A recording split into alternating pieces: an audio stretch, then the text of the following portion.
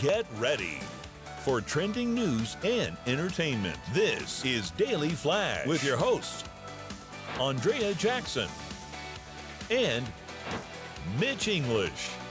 The fun starts right now. This is Daily Flash. Hi, everyone. I'm Andrea Jackson. And I'm your 1950s prom date, Mitch English. You like the outfit? Doesn't it feel like that? I feel good on this. Can I hold your arm? Yeah, please do. I like that. nice. Maybe a little corsage. Yeah. We are going to have so much fun today. We got a show packed for you. And we got everybody here taking care of it. Look, everybody, it's sweet baby James. How are Hi. you? James, you're... I'm sorry. Little creep. I was in trance. But here's what I need you to do. Follow us on social media. Yeah. We're going to talk about some trending social media stories. Send us your emails, like, and subscribe. Like, comment, and subscribe, everybody. Matt All right. is taking your job. I know, as he does. Send us a note, flash@dailyflashshow.com. And if you're like all of us on the group chat at 8 a.m., please leave a comment, or else that'll be your 8 a.m. wake-up call. And Matt, what about our worldwide audience? A worldwide audience, they are 219 affiliates across the country, the Armed Forces Network. They are catching us all over the country. Great. So make sure you head to our website, go to Where to Watch, and you can tell your friends and family where to watch as well. Awesome. Matt, James, thank you. Today is one of those days I think it's worthy of some reflection wherever you are. 24 years ago, 9/11 happened in this country, and I think people are still kind of figuring out where do we go, how do we respond to it. It's been 24 years. Is it still something that we need to talk about? And most people say yes, we need to definitely continue to talk about it. I think so. I mean, you know, you think that was we think about how vulnerable we were back then too, but yet we thought we weren't enough. And then also, which we're going to be talking to a NYPD officer who's in charge of this brand new program, this program that's helping out these first responders and survivors a little bit later on in the show. But back to what we're saying is the fact that the chaos that was going on, and like, how do you play? Like, okay, well, this is what we need to do. No one's ever done this before. No one knew what to do. It was real scary. And I will say, I think the aftermath of all of that was how together the country became. That's a very good point. And I think people miss that because that was a moment in time where everybody seemed to be unified, and it was really special. And since then, I feel like we've lost a lot of that. I kind of felt being in broadcasting, especially at the time now, it's not that much of a non-occurrence. But remember when all of the television networks broadcast the exact same telethon thing? And, which, you know, and I know that sounds really trivial and everything, but they all work together. These are competitors, and they would have people on whatever to help raise money. So that was one thing I was like, wow, we are in a different time now that this happened. That's what it took for something like that. Have you been to the 9/11 museum? I have. I have too, and it is powerful if you get a moment to go. And sometimes it's those exhibits that you don't expect that actually have the most meaning. Alan and I went to the museum, and we saw an object. And it was a window frame. Okay. And we were just standing by, and I was sort of attracted to it. I'm like, what is this window frame? And one of the docents came over, and he said, he goes, I'm so glad that you stopped here because very few people do. He goes, this is the only window out of 40,000 from the Twin Towers that survived the attacks of September 11th, 2001. It was found intact by Jan Zumansky. He was a superintendent for Tully Construction at Ground Zero. That's it right there. It was discovered unbroken in the wall of the South Tower that landed on Church Street. And oddly enough, they were able to identify it by the number stamped on it because every window at the World Trade Center was assigned a number during construction. It was originally located on the 82nd floor of the South Tower. Holy cow, and it survived? And it is known as the Survivor Glass.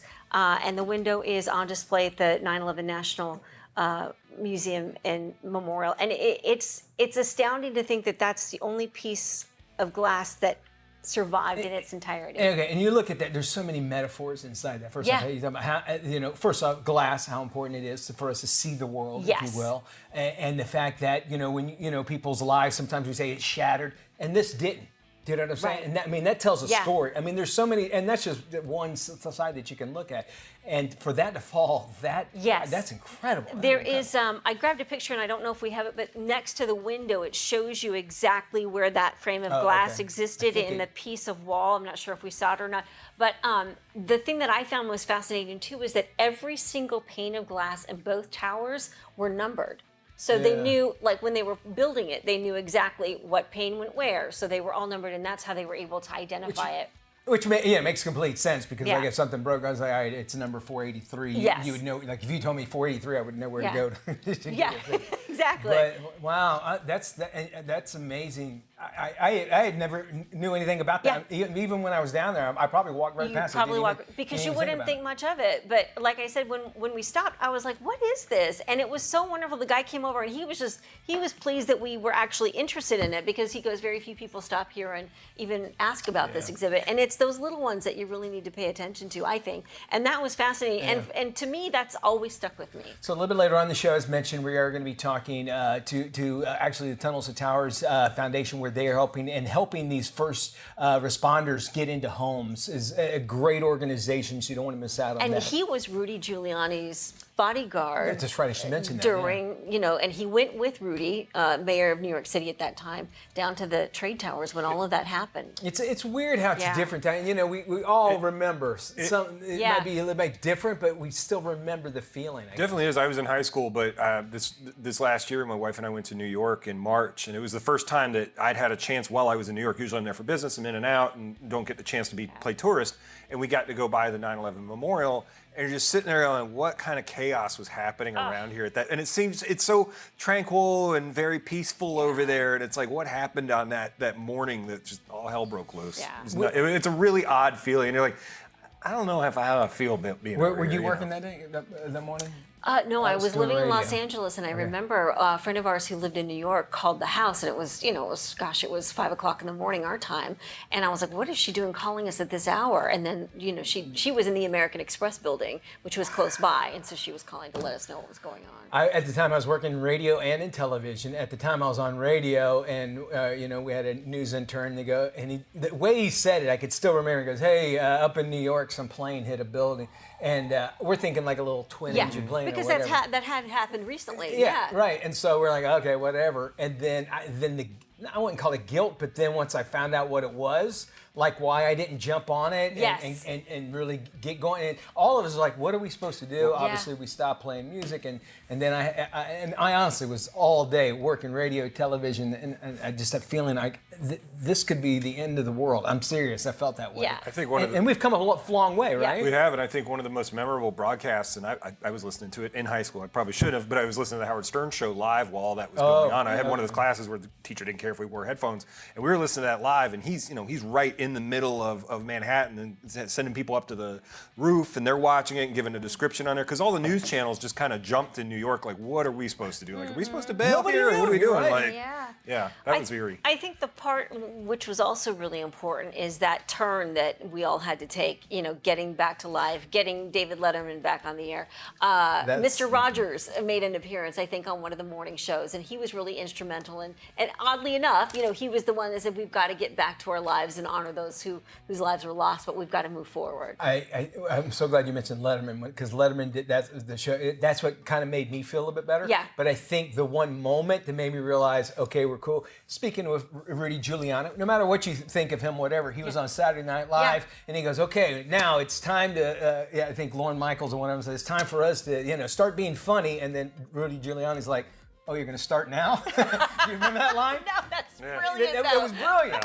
And it's like that, we needed that levity. Yeah. And, I know it's been 24 years and there's always, and we still are learning more and more. There's still recovering parts and bodies are being recovered. Yeah. So it's something that scarred us, but it's made us, I feel, better Americans. And it's days like today where we need to take a moment and remember how we felt that day. To realize we're all American. We were all one on that day. That was a perfect way to start off and this it would be nice if we could just go back to that and see if we can make that last a little bit longer. So we're going to try to do that, all right? I Today think on the so. show. We'll be I talking like it. again to John Huvane, Tunnel to Towers. Very important. That's going to be right around the corner here for that. And of course, we would love to hear from you as well. You can always drop us email. And we're going to talk to one guy coming up on the show whose birthday lands on today. And I always wonder about that for the folks who have a birthday or an anniversary or a special kind of connection to the day outside of what happened on 9/11. How do they get through the day? Is it awkward for them to celebrate? It's a weird turn for folks It's to an take. interesting take. Something a lot of people don't really necessarily think about. But we'll also have some fun Yes. because we want to make sure that your day keeps rocking and rolling. Stick around. We got more Flash coming up right after this.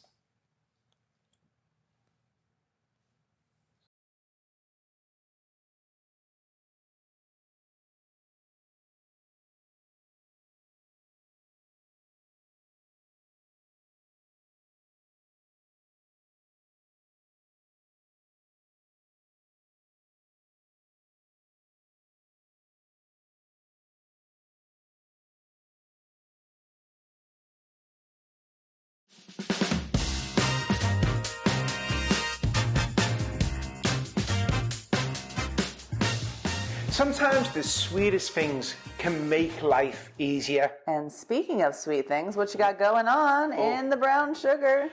Brown sugar, we don't use too much of it compared to white sugar. It sits on the countertop and it has a tendency to dry out. Take a piece of white bread, place it into the brown sugar, place the lid on, and that brown sugar is gonna stay nice and moist. I promise you.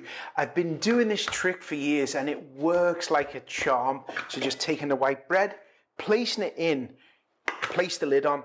Do not use a flavored bread like a rye bread. Always Garlic bread. Garlic bread, oh sausages, don't be putting garlic bread in there. That's just wrong. Your sticky toffee pudding will taste funky.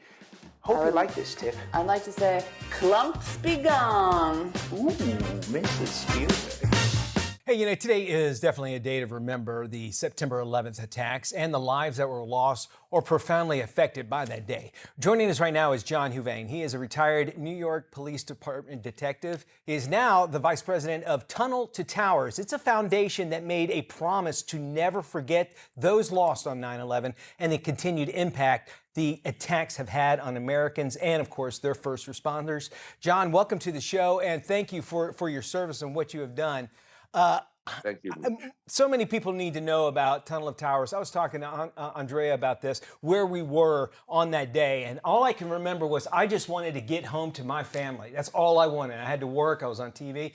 And officers and these first responders were the ones that could not because they were helping others. And you being a retired NYPD detective who was on the ground that morning, give us a little bit, briefly, what that was like. I know it's probably hard for us to even comprehend, but kind of walk us through that. Certainly. So on that particular day, I was assigned to the mayor of New York City, and I was the advance guy. I went down there as soon as the first plane hit. Wow. And there was like an organized chaos. Response teams were coming, fire department, police department, Port Authority, everybody was responding. And then we saw the second plane hit. Wow. And it was awful. America was under attack, and the people were so calm walking away from the site. They were listening to the first responders and telling them how to get out of there. Yeah. Then the worst thing possibly that could happen when the towers came down. Now, Mitch, that day was bad. Yeah. And the next months were absolutely horrific when we started realizing how many people we lost. And 343 firefighters alone. It's a large amount of firefighters to lose ever. I want to talk more about, of course, Tunnel Towers, but there's a line of duty program inside of Tunnel Towers that actually provides mortgage-free homes to injured veterans and first responders. This is incredible because even this many decades away from it, there's still issues that those affected by. Tell us more about it. Mitch, Frank Silver and his siblings got together after they lost their brother, who was off duty, who ran into the towers. That's that call to service. They took something horrible and started this beautiful program. Yeah. I'm blessed to be able to be the commander of fallen first responder programs. That's firefighters, EMS, sheriffs, federal agents that are killed in the line of duty and leave behind small children. And what we do is we provide a mortgage-free home for them. And if they don't have a home, we buy them a home. We also take care of our Gold Star families. those service members that went to defend our country after 9/11, so we wouldn't be attacked again. Then we've had so many catastrophically injured police officers, firefighters, and military service. We build them smart homes. Yeah. To give you an idea, this year alone, we're going to be building 60 smart homes for those individuals. Now, Mitch, the sad part is, you would think when that day was over on 9/11, 2001, we wouldn't have so many firefighters and police officers dying related to 9/11. And the toxins that were, ingested that particular day and days after, looking for survivors, people are dying of these cancers, horrific deaths. The families are watching them suffer and whittle away to, a shell of the person that they once were. These were firefighters and police officers that went in there, and they went in to see if they could find their lost brothers and sisters and help find possibly some survivors. Even today, as we had said too, even today, we're getting further and further away from the day that it happens. We're seeing those residual effects. You mentioned smart homes. My understanding, I guess with the video we saw, like we had a veteran or an officer or somebody there that was in a wheelchair, the sink came down. So these are specially built homes for them, right? Is that what I'm getting? Yeah. That's awesome. Yeah, it's not a cookie cut process. What we do is we see what their needs are. If they're blind, we design the floors certain ways so they can feel with their stick, braille, different things to enhance their lifestyle. So the way we look at it is, what can we build them or design for them? Your program getting the word out is very important to us. Thank you so much for everything. And if folks want to get more information, they can go to t2t.org. Is that correct? That is correct. All right, we're going to have please donate. Yeah, please donate, 100%. John, I got to tell you, doing a great thing here. We're going to have more information on our website. You can go there at dailyflashshow.com. Very important thing to remember, especially on this day. We'll have more Flash coming up right after this. Don't go anywhere. Thank you, Mitch. Thank you.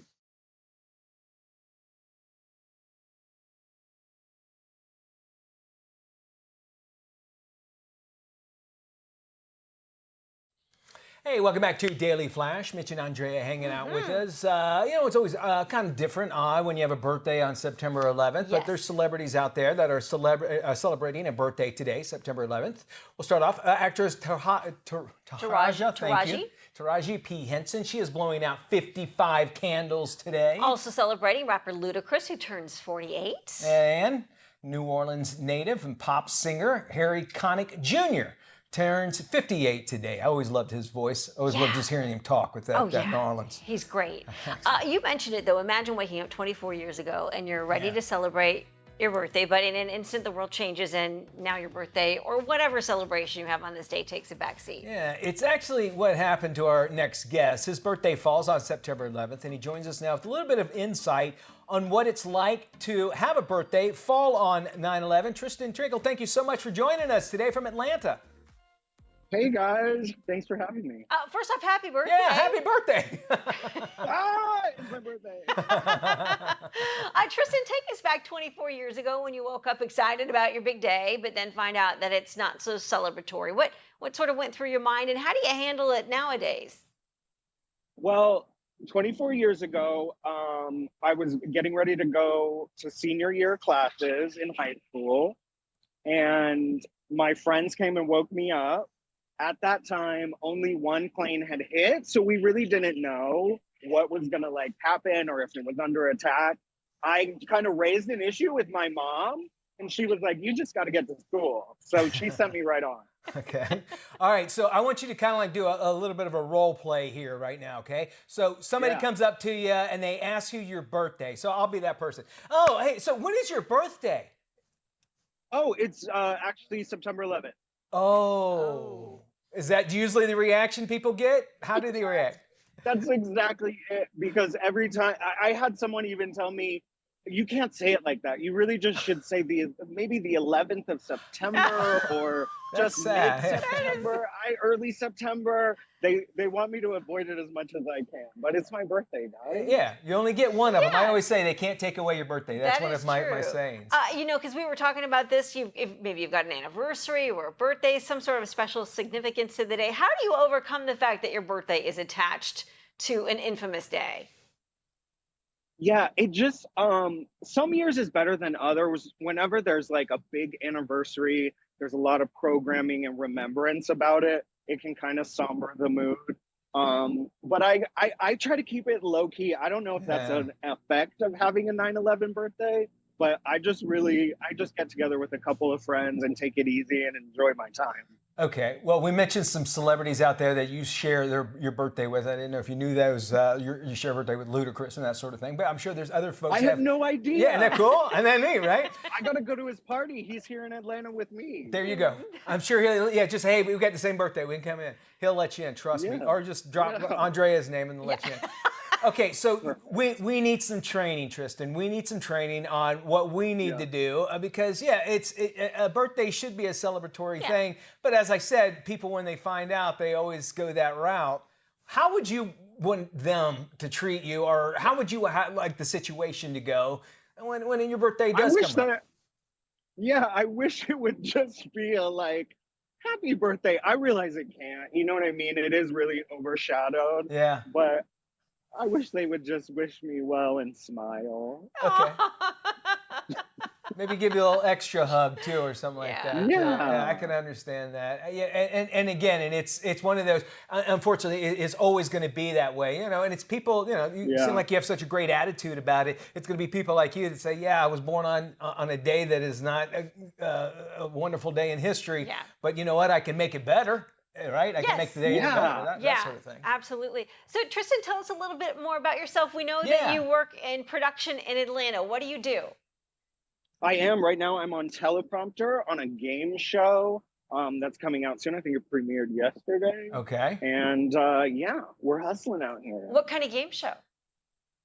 It's called Scrambled Up, actually. So it's like a word scramble show. It's pretty much what it looks like when I try to read a teleprompter.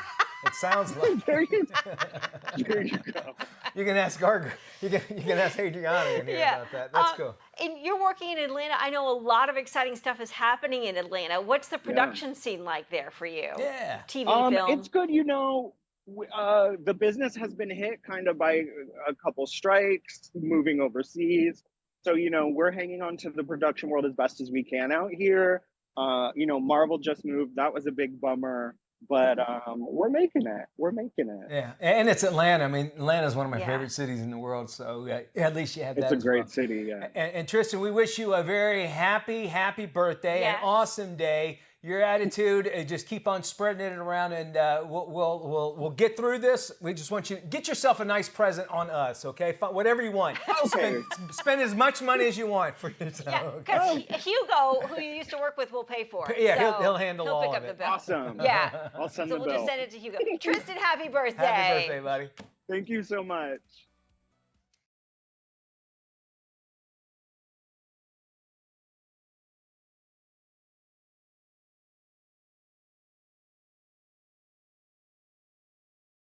This is Daily Flash with your hosts, Andrea Jackson and Mitch English. Trending news and entertainment. This is Daily Flash. Hi, everybody. I am Mitch English. And I'm Andrea Jackson. This is Daily Flash. Today's trends, tomorrow's talk. Yeah. And we've also got Matt Doolittle joining us, and he has got his eye on all of our viewers. All of our viewers from all around the world. We have over 219 networks and affiliates across the country and the Armed Forces Network. You can see us all around the world, too, at dailyflashshow.com. Just click on the Where to Watch tab. And today, we are reaching out to our friends at WVEB in the Queen City, Charlotte, North Carolina. You get a chance, go to the NASCAR Hall of Fame. It's awesome. I think it should have been Daytona, but whatever. But it's a beautiful museum. It's a great experience. I got in an argument with a kid on one of the simulators. It's fun. I can see you getting. I could. With a kid. Yeah. You took turn 4 too fast. He did. He spun me out. I paid some money for that. All right, we all love pranks. We all love practical jokes, right? Well, our friends across the pond, they're a little different when it comes to their humor is a little bit different. Yeah. Well, apparently, the House of Commons, the Parliament, and everything.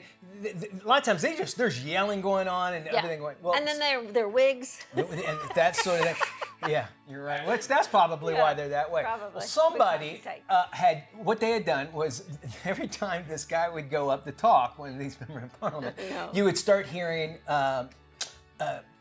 sex noises from movies. No. Right? And they couldn't figure out where it was coming from.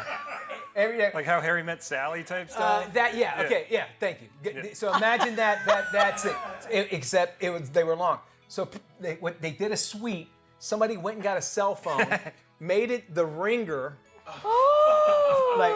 and then taped it and hid it. And then when they talk, they would call the number, and it would start going off. Now, to me, I think that's brilliant. That's funny. That's pretty funny. That's awesome, good. No matter what. Yeah. But then it worries me. How did a cell phone get taped somewhere? Because you see, I've seen, you watch TV, they activate bombs with. I saw the movie. So there's security breach there. Still, they found out what happened. It's a huge security. Even though have they identified whose phone it was? It was a burner phone. Oh, it was a burner phone. But so that way they couldn't trace it or anything. Yeah. But the ringtone that they had set to it, they could not identify who was on it. Someone didn't like that politician. I take it. Apparently not. But to me, I think that's awesome. One of the funniest pranks in the world is when somebody hacks into a Bluetooth at a stadium or something and starts playing just something completely taking it over. Yeah. I remember there was before Max Headroom kind of got big. Somebody right around that time, somebody had taken over a TV station and had kind of done this Max Headroom kind of feel and was just saying all this weird stuff. It was real late at night. I wish I had more details on it. However, to this day they have no idea who did it. It was a pirated over the signal of doing something. That's about as close, I guess, as you can get to something along these lines. But still, if you think now.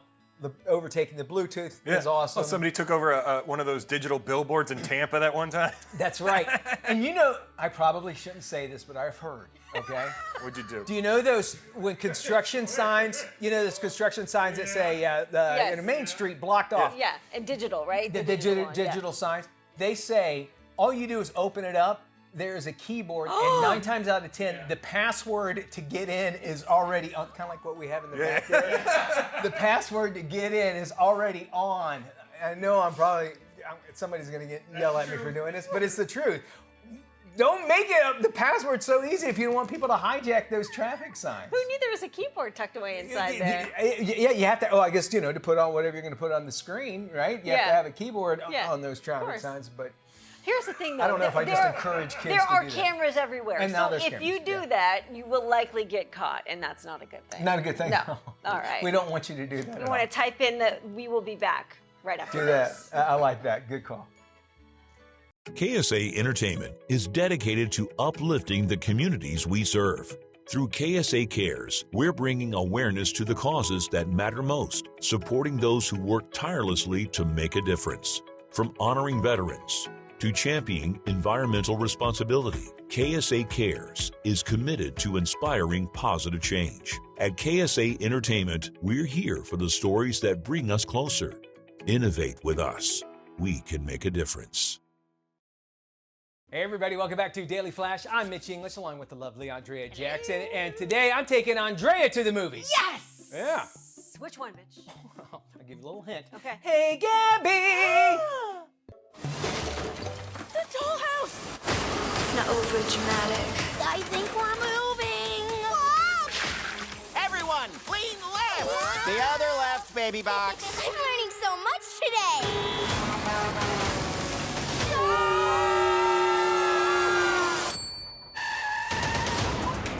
Malena, Mommy will be right back.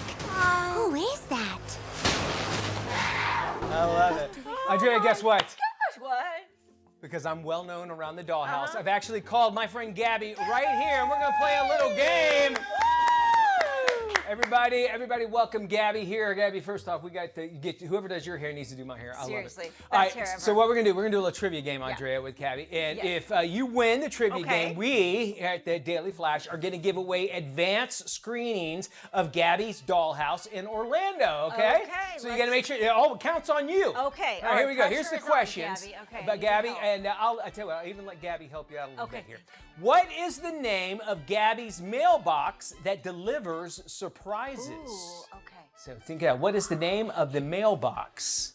See, okay? Okay. All right. The Meow Meow mailbox. Show me Meow Meow mailbox. Yes, it is. It is indeed. All right. You're doing good, but we still have some more questions. Okay. This one, you'll really have to be a Gabby fan to know. What magical accessory does Gabby wear to shrink down and then enter the dollhouse world? Okay. What is that magic accessory that she wears? And I'm sure people at home know all this as well. We're hoping she gets it right. What is it, Jackie? Her cat ears headband.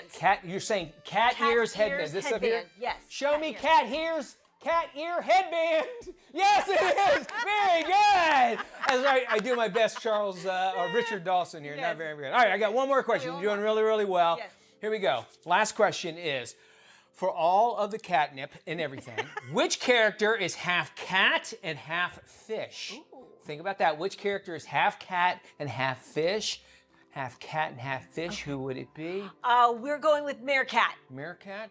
If Meerkat's up there, we're giving away tickets. It is Meerkat! It is indeed. Awesome. Before we tell you where to go for the tickets, we wanted to show you how you can actually adopt your own Gabby cat in just a second here. But Gabby, congratulations on the new movie. Yes. We're all excited to do it. And can I get a few pictures with you after we do all this? I want some too. You want some? Yes. You will? Okay. All right. She And, will. and then your hairstylist, she'll let me know who she looks great, doesn't she, She does. She Gabby? looks amazing. I love it. Gabby, thank you. Thank you so much. And check out Gabby. It's, of course, Dollhouse in the theaters as well. Now, Matt, who do you have with you? Thanks, Mitch. And we're here with our friends from Lure Animal Rescue. We've got Linda Georgieri here with a couple of friends. Can you tell us who we got here? That is Tigger. Tigger's a little feisty one. And who's the little one? And this is Zero. Oh, that's so cute. So now I'm a cat dad of two. We got them separately and everything. What do people really look for when they should be out there adopting a cat? What are good people to have them? Well, you know, anybody that wants a cat really needs to know the responsibilities. If they have multiple cats in their house, they really need to know how to adjust and adapt when they're bringing in a new one to their home. If they're a new cat baby, we can tell them everything they need to know. We set them up. You know, it's easy. Cats are so easy and self-sufficient. They're just a wonder to have. And tell us about Lure Animal Rescue. What do you guys kind of specialize in when it comes to rescuing? Well, we specialize in rescuing typically from one of the local animal shelters. Mm-hmm. So we try to pull them before anything else might happen to them. And we try to just get them ready and get them adopted. We vet them. We make sure they have all their shots and that they're ready to go at a certain time. And we basically try to prepare the new animal families with everything they need. All right, well, thanks for all that great info. And for more on Gabby's Dollhouse and tickets and advanced screenings in the Orlando area, head over to our website at dailyflashshow.com. Hey, welcome back. You know, there's some new research out that shows that Bitcoin is actually emerging as a front runner as a new generation builds wealth. And here to tell us more is financial expert Stephanie O'Connell. Stephanie, why do you think that really every generation needs to be paying attention to Bitcoin? Well, for younger generations who came of age at the time that Bitcoin has seen such explosive growth, it's not surprising that they're among the first to have the most enthusiasm around it. $1,000 invested in Bitcoin in July 2015 over the course of 10 years would be worth almost $400,000 a decade later. Now, as you said, this is growth that any generation wants to be a part of.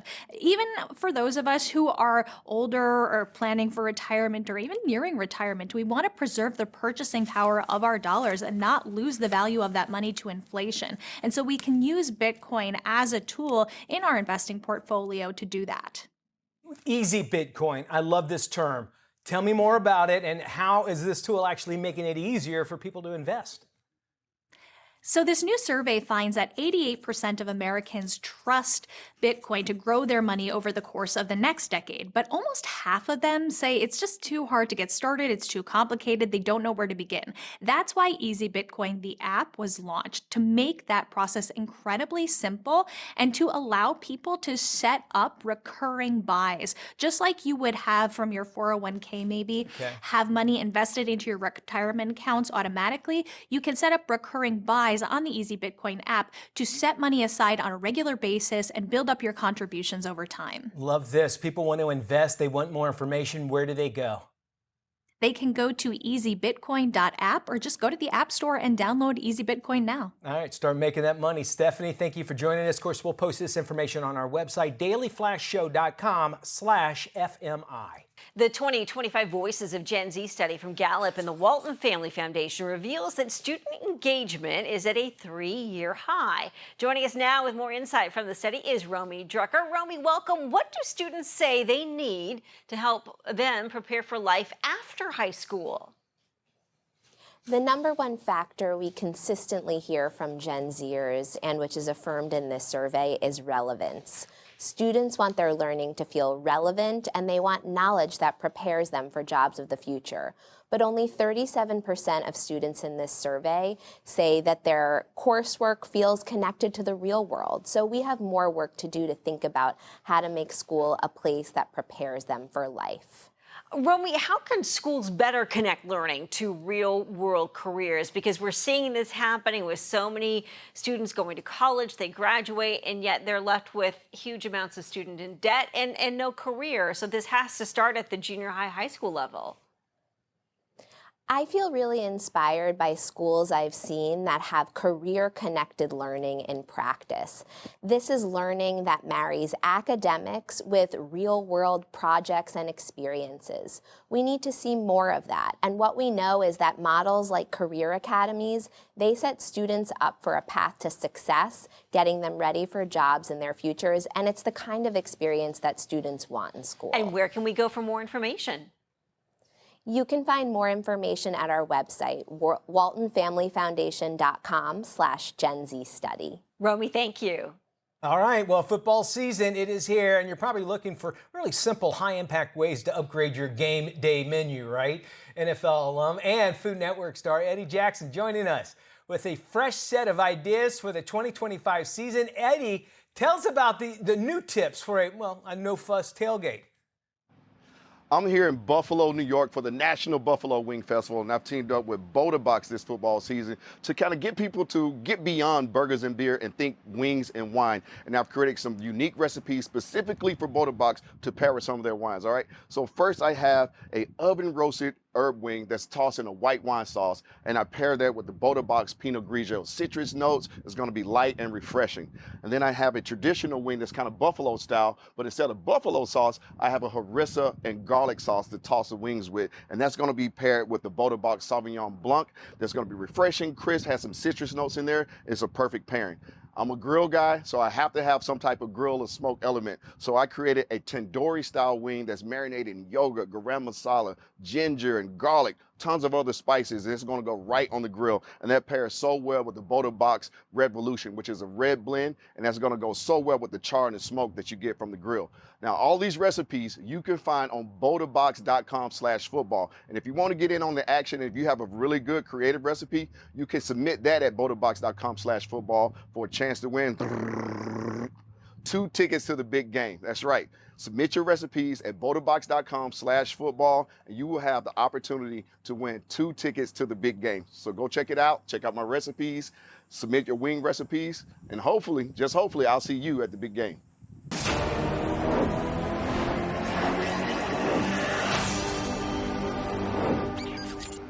Hey, it's time for some Flash 5. You guys know how Flash 5 works here. I'm going to give you 5 different facts about a subject, and all you have to do is just tell me which one is not true. Okay? Not true. I tried to make this as easy as possible. Here's how we do it. I give you 5 facts. You just tell me which one you go, no, I don't think that's true. Is there only one that's not true? Is there only There's one? only one that's not true, but I'm going to give you 5 of them. Just one. Huh? Just one. Just one of them is not going to be real. And as always, how many?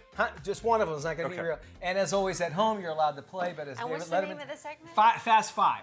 Apparently it's not anymore because I'm explaining it too much. Flash 5 is the name of it, not Fast 5. All right, here's our first one. Since we're all back into school, I thought we'd do some questions about public education, I like okay? it. Here's our first question. Wait till we're done until you find out which one is not true. Number one, the average U.S. public school teacher spends more than $500 of their own money each year on classroom supplies. Number two, school buses in the United States collectively travel over 4 billion miles a year, making it the largest public transportation system in the country.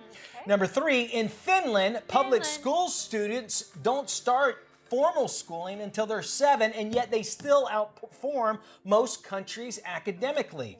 Number four, the United States spends more money per student on public education than any other country in the world. And then number five, public schools in the United States are legally required to provide free education to undocumented children. Those are the 5. Which one is not true? I'll give you a second to write it down. And as you do that and think about that, I'll give you a summation. Number 1 was how much the average U.S. Teacher spends about $500. That was 1. School buses go 4 billion miles a year collectively. Finland, they don't start school until 7. United States spends more money as number 4 on each student. And then number 5, public schools in U.S. are legally required. Let's go around. We'll start with Andrea. Which one is not true? I went number 2, school buses. School billion buses miles. is not true, is what she said. That is, well, I'll tell you at the end. 4. Number 4, which was the United States spends more money per student. Yep. Okay, and then James, what do you say? Number 4. Number 4. Let's go into the studio. What do you say in the studio or in the control room?